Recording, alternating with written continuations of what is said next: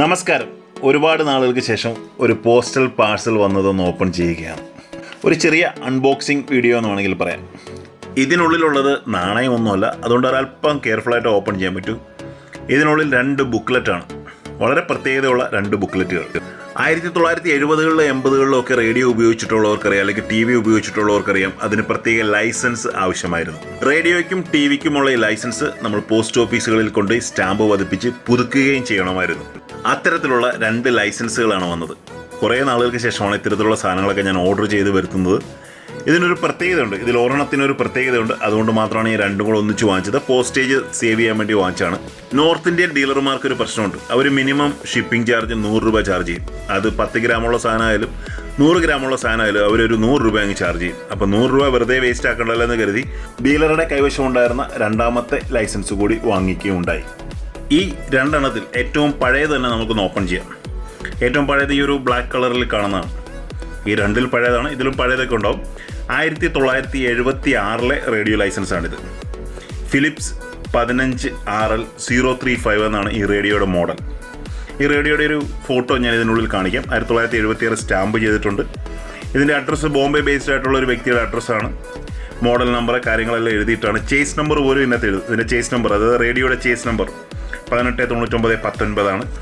ഇത് കൂടാതെ ഇതിനുള്ളിൽ സ്റ്റാമ്പ് ഓരോ വർഷവും പതിപ്പിച്ചിട്ടുള്ള സ്റ്റാമ്പിൻ്റെ ആ ഒരു ക്യാൻസലേഷൻ നിങ്ങൾക്ക് കാണാൻ സാധിക്കും. ഓരോ വർഷവും 1976, 77, 78 ഇത് പതിപ്പിച്ചിട്ടുണ്ട്.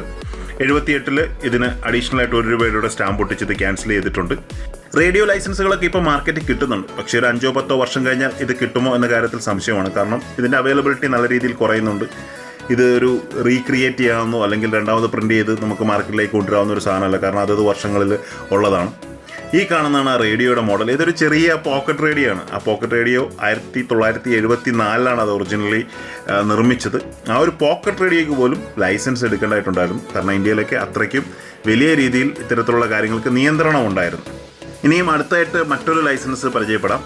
ഈ ഒരു ലൈസൻസ് 1982 ഇവിടെ രജിസ്റ്റർ ചെയ്തിരിക്കുന്ന മോഡൽ NPRC അല്ലെങ്കിൽ national Panasonic record cassette player എന്നായിരിക്കാം അതിൻ്റെ ഫുൾ ഫോം. 5010F എന്നാണ് ആ മോഡൽ നമ്പർ. വളരെ ഫേമസ് ആയിട്ടുള്ള ഒരു കാസറ്റ് പ്ലെയർ ആണത്. അതിൻ്റെ ഫോട്ടോ ഞാൻ ഇതിൽ കാണിക്കാം. ഇത് രജിസ്റ്റർ ചെയ്തിരിക്കുന്നത് ബോംബെ ബേസ്ഡ് ഒരാളാണ്.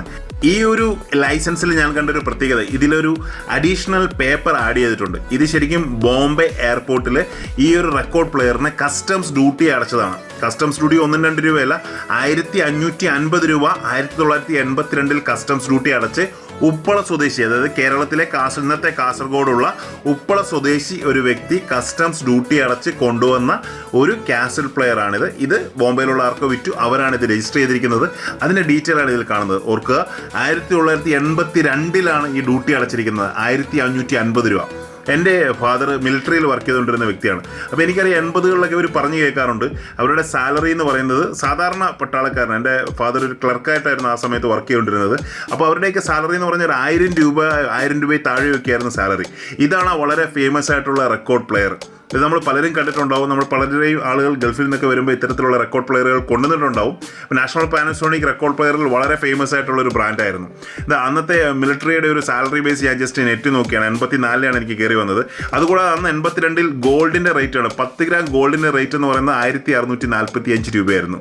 വീഡിയോ കണ്ട എല്ലാവർക്കും ഒരുപാട് നന്ദി. Keep watching. Thank you very much.